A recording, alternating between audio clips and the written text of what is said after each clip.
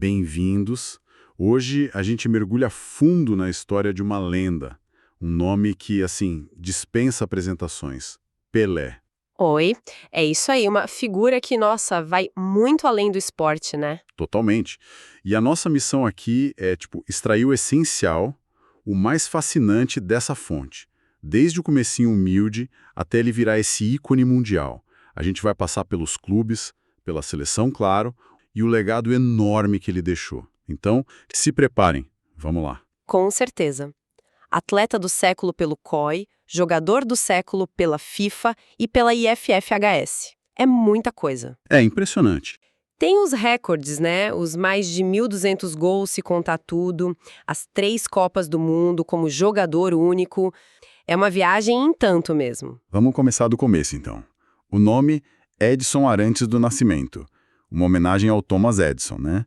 O pai dele, Dondinho, que também era jogador, era fã. Isso. E o apelido, Pelé. Esse não foi ele que escolheu, né? Não mesmo. Surgiu na escola, lá em Bauru. Parece que ele pronunciava errado o nome de um goleiro, Bilé. Aí um colega começou a chamar ele de Pelé para provocar. E ele odiava. Odiava, achava infantil, chegou a brigar por causa disso. Só depois, bem depois, foi descobrir que a palavra podia significar milagre em hebraico. Uma ironia, né? Total. E a infância pobre, trabalhando para ajudar em casa, jogando bola com meia, com toranja. É incrível pensar onde ele chegou. Nossa, sim. E um ponto que ele sempre ressaltava era o futebol de salão, o futsal. Ah, é verdade. Ele dizia que a rapidez do jogo, o espaço curto, ajudou muito no raciocínio rápido dele em campo. Tem até a história de que proibiram ele de passar do meio-campo na liga local de tão bom que ele era. Imagina, e aí entra o Valdemar de Brito, né? O descobridor. Figura-chave. Técnico dele no Bauru Atlético Clube, ele viu o potencial ali, foi ele quem convenceu a Dona Celeste, a mãe do Pelé, que estava meio receosa. Compreensível, né? Mandar o filho de 15 anos para Santos. Exato. E ele chegou na diretoria do Santos e soltou aquela frase: "Esse menino vai ser o maior jogador de futebol do mundo." Que visão! E acertou em cheio.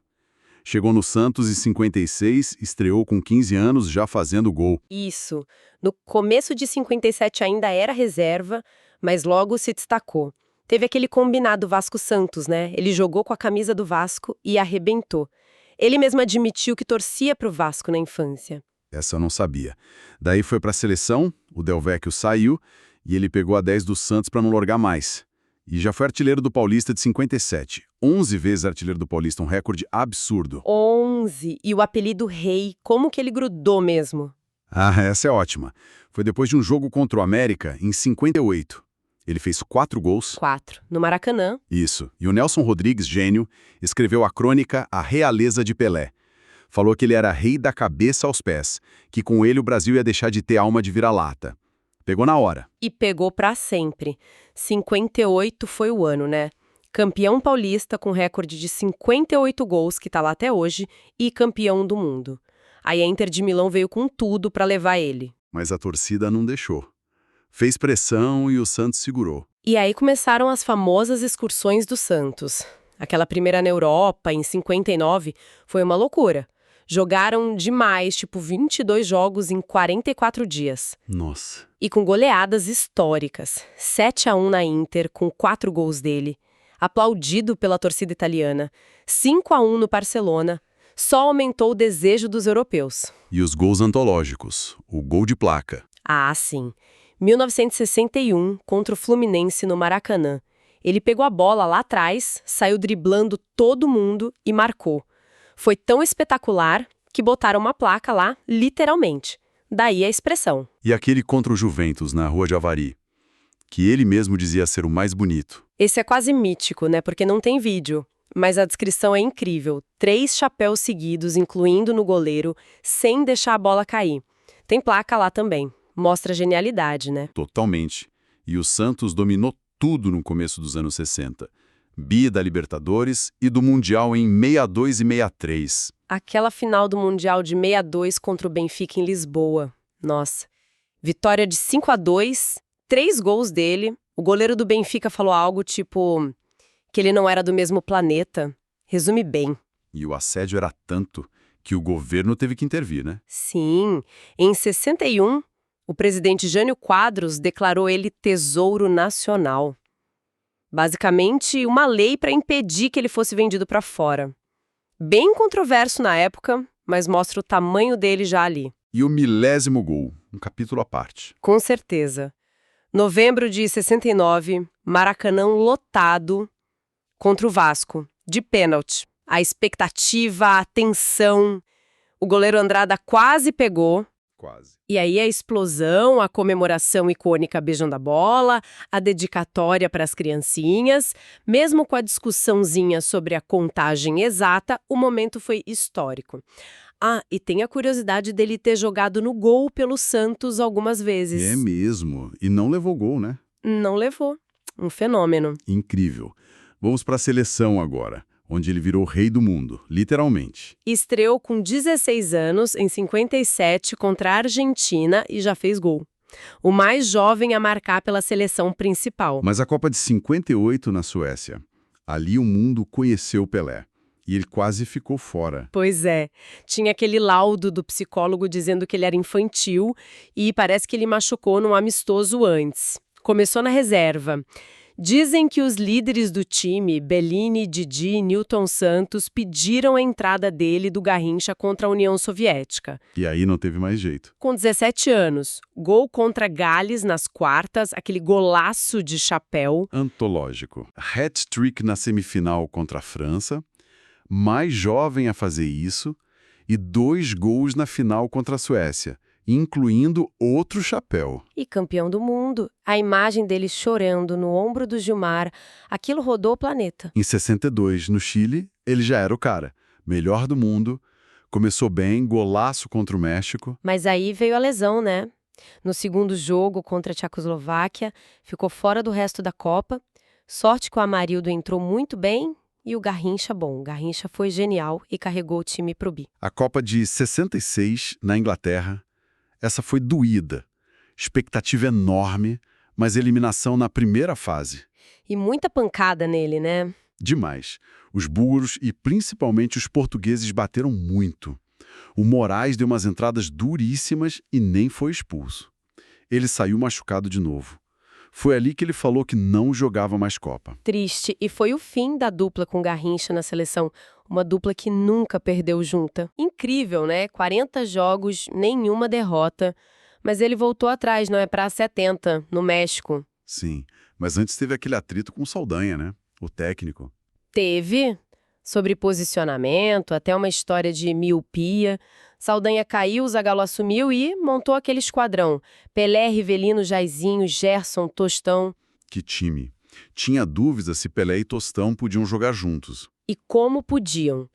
No México, Pelé foi Pelé. Gol na estreia, marcando em 4 Copas. O quase gol do meio-campo. Ah, esse lance. A cabeçada que o Banks pegou, a defesa do século.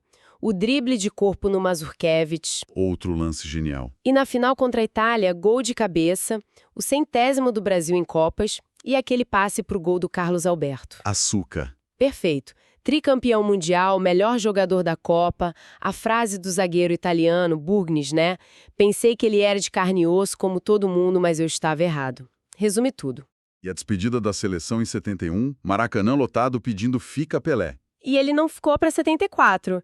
Depois ele deu a entender que foi também uma forma de protesto silencioso contra a ditadura militar. É uma leitura possível. Depois que parou no Santos em 74, ele teve uns problemas financeiros, né, com uma empresa, a Fiolax. Isso. E foi por isso, principalmente, que ele aceitou ir para o New York Cosmos em 75.